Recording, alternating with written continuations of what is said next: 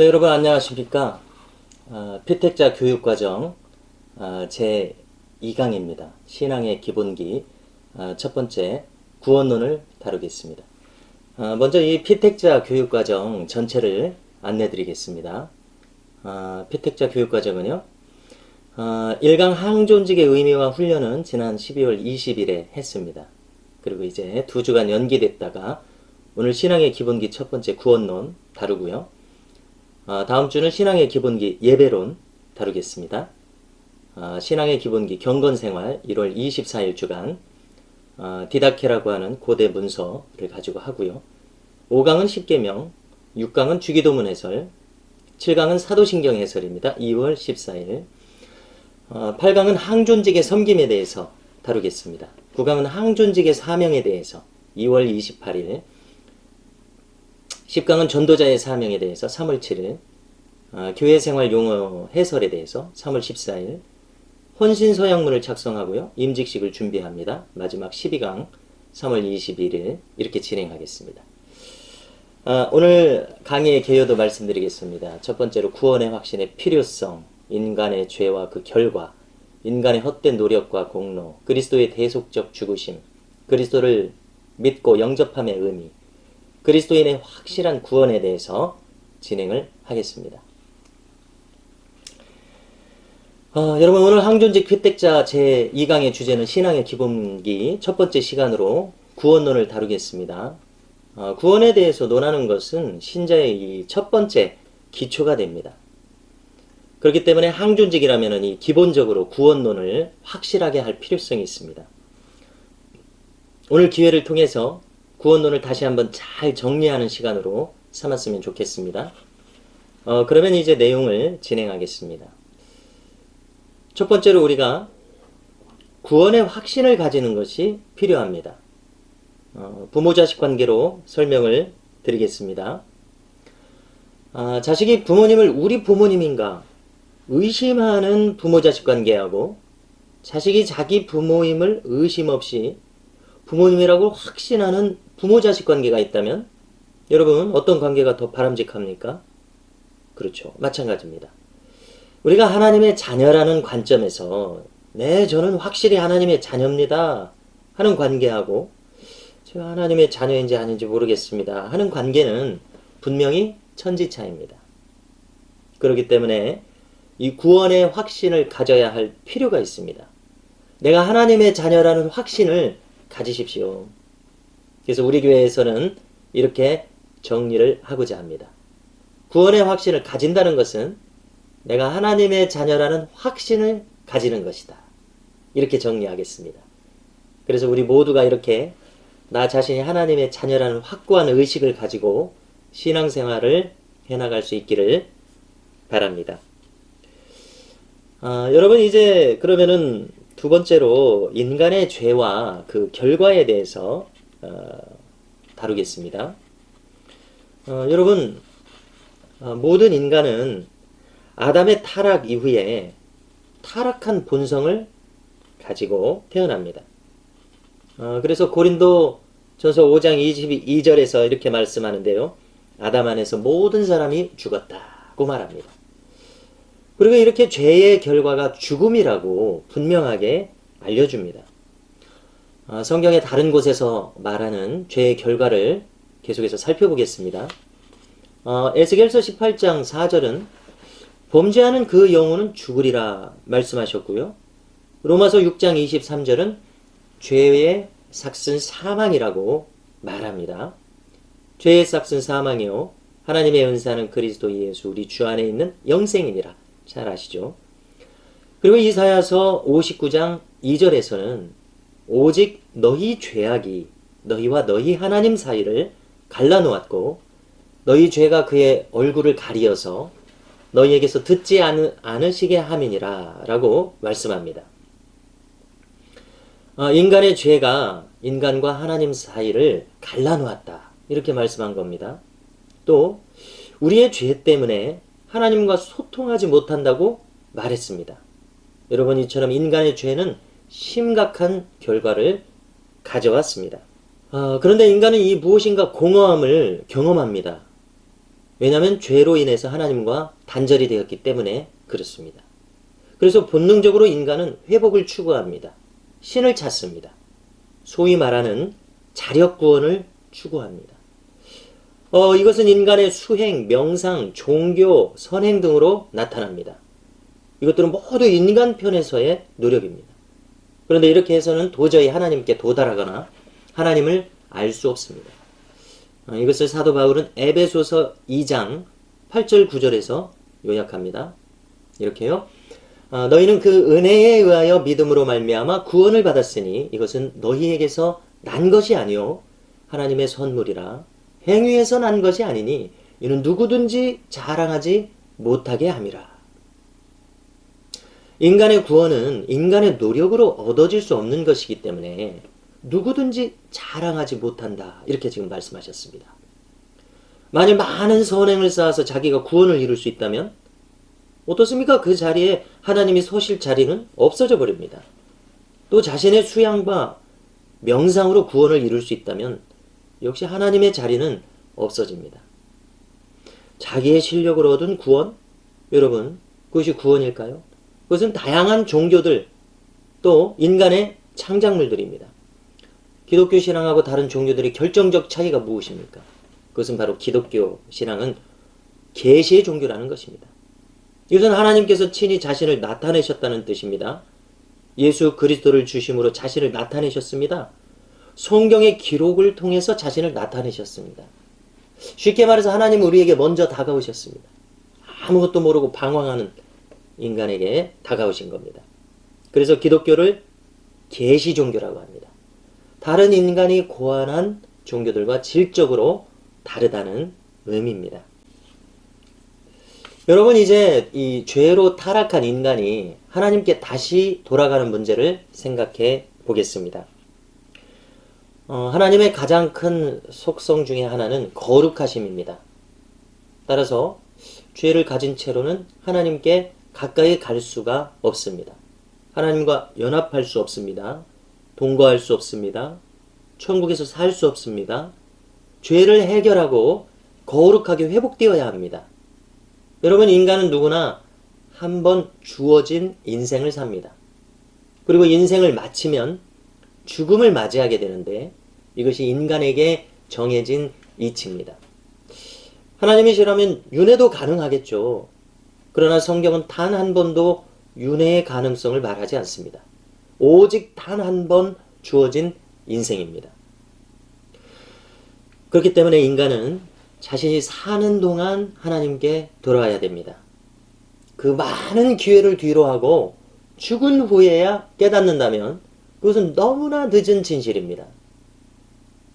그러면 이 죄의 문제를 어떻게 해결할 수 있습니까? 죄의 삭은 사망이라고 했는데 어떻게 해결해야 됩니까? 그것은 오직 사망으로만 해결할 수 있는 겁니다. 그것이 바로 하나님의 거룩을 훼손한 대가입니다. 이처럼 인간의 죄 문제는 참으로 심각합니다. 오직 생명을 대가로 치름으로써만 해결될 수 있으니까 말입니다. 여러분, 인간이 자신의 죄에 대해서 그 대가를 스스로 치른다고 하는 문제를 생각해 보겠습니다. 그것이 가능할까요? 만일 가능하다면 그것을 어떻게 치러야 됩니까? 여기 예수님의 말씀이 있는데요. 마태복음 25장 46절입니다. 그들은 영벌에, 의인들은 영생에 들어가리라. 여러분, 이 문맥에서 그들은 사랑을 베풀지 않은 자들입니다. 신자의 특징은 뭡니까? 아시는 대로 하나님 사랑, 이웃 사랑입니다. 사랑을 베풀지 않았던 사람들, 그들은 불신앙의 가장 큰 특징인 자기 중심적인 삶을 살았던 사람들입니다. 그들은 영벌에 들어가겠다고 하십니다. 자, 영벌이라고 하는 것은 영원한 형벌을 말합니다. 헬라어로는 콜라신 아이오니온 이렇게 말합니다. 콜라신은 형벌입니다. 아이오니온은 영원한입니다. 이 영원하다는 헬라어는 시작도 없고 끝도 없다는 뜻입니다. 그야말로 영원입니다. 무슨 뜻입니까? 영원히 형벌을 받는다는 뜻입니다. 이것을 지옥이라고 하죠. 신약 성경에서는 지옥을 가장 많이 언급한 인물이 누군지 혹시 가늠이 되십니까? 예수님이십니다. 지옥이 모두 13번 나오는데 11번을 예수님이 말씀하십니다. 여러분 어떻습니까? 얼마나 심각합니까? 자, 결론입니다. 인간은 자신의 죄를 자신이 해결할 수 없습니다. 만일 해결한다면 오직 영벌을 받는 상태만 있을 뿐입니다. 이것이 성경의 가르침입니다. 성경은 오직 인간의 죄를 해결할 수 있는 방법이 있으니 그것은 오직 예수 그리스도의 대속적인 죽으심이라고 말씀합니다. 예수님은 십자가에서 인류 전체, 인류의 과거, 현재, 미래 모든 죄를 영원토록 단 한 번의 죽으심으로 그 값을 치르셨습니다. 영단벌이라고 합니다. 영어로는 once and for all 이렇게 말하는데요. 영원토록 단 한 번에. 이것이 바로 십자가의 죽으심의 의미입니다. 여러분, 예수님은 하나님 자신이기도 하시죠. 이것이 성경이 가르치시는 삼위일체의 개념입니다. 즉 하나님이신 이 예수님 자신의 죽으심에 의해서만 인간의 죄값이 치러진다는 의미입니다. 베드로전서 3장 18절인데요. 그리스도께서도 단번에 죄를 위하여 죽으사 의인으로서 불의한 자를 대신하셨으니 이는 우리를 하나님 앞으로 인도하려 하심이라. 육체로는 죽임을 당하시고 영으로는 살리심을 받으셨으니 이렇게 말씀하십니다. 네, 이렇게 성경은 그리스도의 대속적인 죽으심을 가르치고 있습니다. 네, 여러분 이제 다음으로 이 예수님을 믿는다는 의미, 예수님을 영접한다는 의미를 살피겠습니다. 이미 이루신 이 그리스도의 십자가의 대속이 나에게 효력이 있어야 합니다. 그러기 위해서는 그리스도께서 나의 죄를 대속하셨다는 믿음이 필요합니다. 오직 예수님의 대속함을 인정하는 것에 의해서만 대속의 효력이 있습니다. 그것은 구체적으로 내가 죄인임을 인정하는 겁니다. 하나님의 거룩에 미치지 못하는 나의 죄와 허물이 너무 커서 나 스스로는 그것을 어찌할 도리가 없음을 인정하는 겁니다. 그리고 그 죄를 자기 생명을 버리심으로써 대신 속하신 그리스도의 속죄를 믿는 겁니다. 응당 내가 당해야 할 형벌을 그리스도께서 친히 당하셨음을 받아들이면서 동시에 나의 죄와 허물을 슬퍼하는 겁니다. 그리고 대신 속하신 은혜에 감사합니다. 이렇게 행하신 그리스도의 사역을 받아들입니다. 이것이 바로 그리스도에 대한 믿음의 내용입니다. 여러분, 믿음은 단순히 지적인 동의가 아닙니다. 나의 전 존재를 그리스도께서 대신한 것을 전폭적으로 받아들이는 것. 이것이 바로 믿음입니다. 이렇게 그리스도를 전적으로 믿는 사람은 하나님의 자녀가 됩니다. 이것을 여러 가지로 표현하는데요. 다른 말로 거듭남, 중생이라고 표현하고요. 이것은 인간 편에서의 표현인데요. 다른 말로는 칭의 혹은 득의라고도 합니다. 의롭게 칭하여진다. 의로움을 얻었다. 이런 뜻입니다.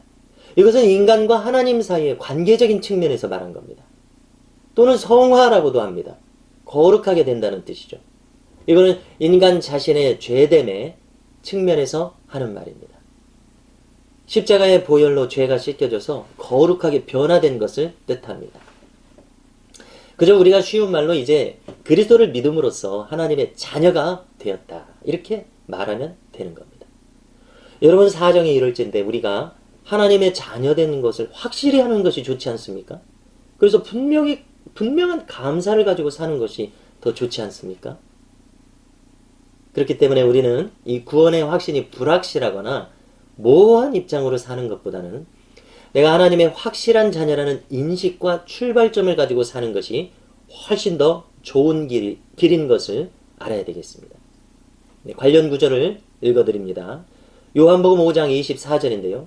내가 진실로 진실로 너희에게 이르노니 내 말을 듣고 또 나 보내신 이를 믿는 자는 영생을 얻었고 심판에 이르지 아니하나니 사망에서 생명으로 옮겼느니라.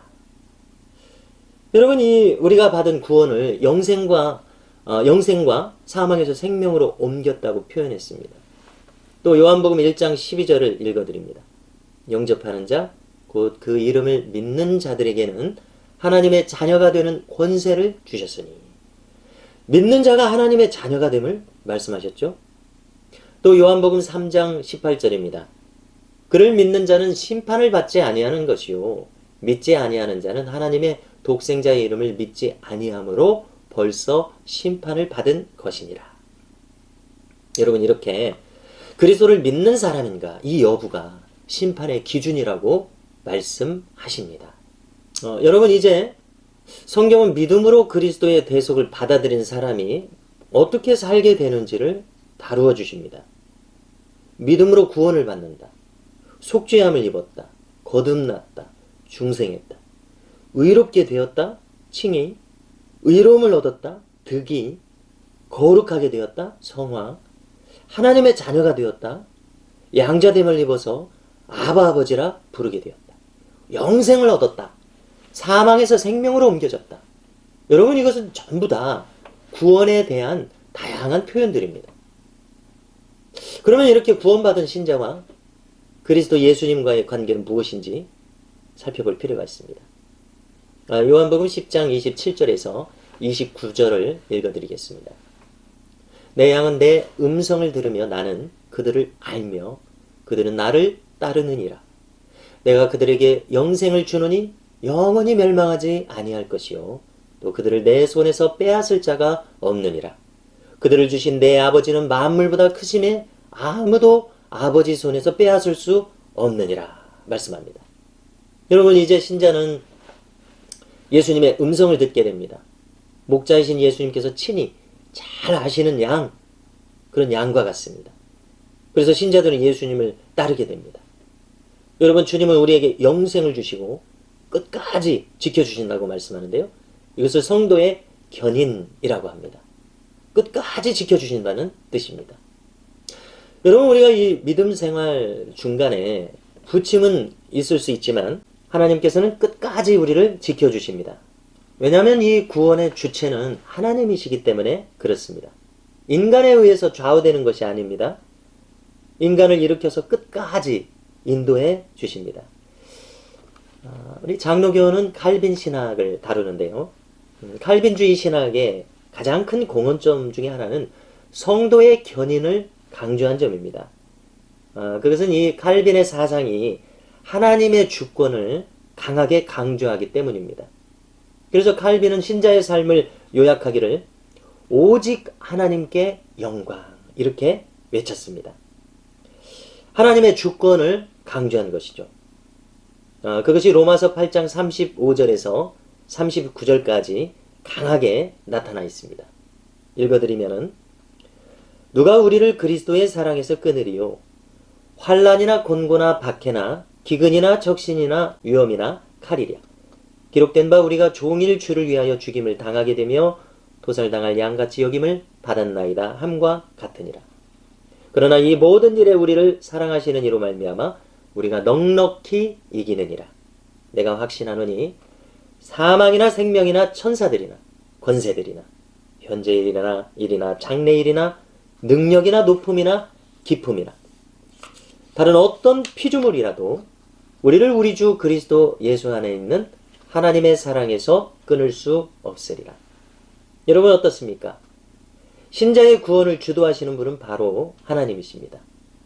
한번 자녀된 자가 끝까지 구원을 얻도록 하나님의 전지전능하신 능력으로 인도하여 주신다는 사실을 믿으시기 바랍니다. 여러분 스스로에게 물어보십시오. 나는 하나님의 자녀인가? 아닌가? 그 대답이 분명하도록 하십시오. 만약에 여러분들이 나는 하나님의 자녀다 라고 대답할 수 있다면 이 하나님의 자녀됨 쉽사리 흔들리는 것이 아님을 믿으십시오. 기왕 사는 신자의 삶, 확실한 믿음에 살아간다면 흔들리는 믿음보다는 분명히 큰 유익이 우리에게 있을 것을 저는 믿어 의심치 않습니다. 여러분, 이 확신 가운데서 우리가 보다 분명하게 하나님의 영광을 추구하는 인생을 살아갈 수 있기를 바랍니다. 여러분, 이상으로 피택자 교육과정 제2강 신앙의 기본기 첫 번째 구원론의 모든 내용을 마치겠습니다. 감사합니다.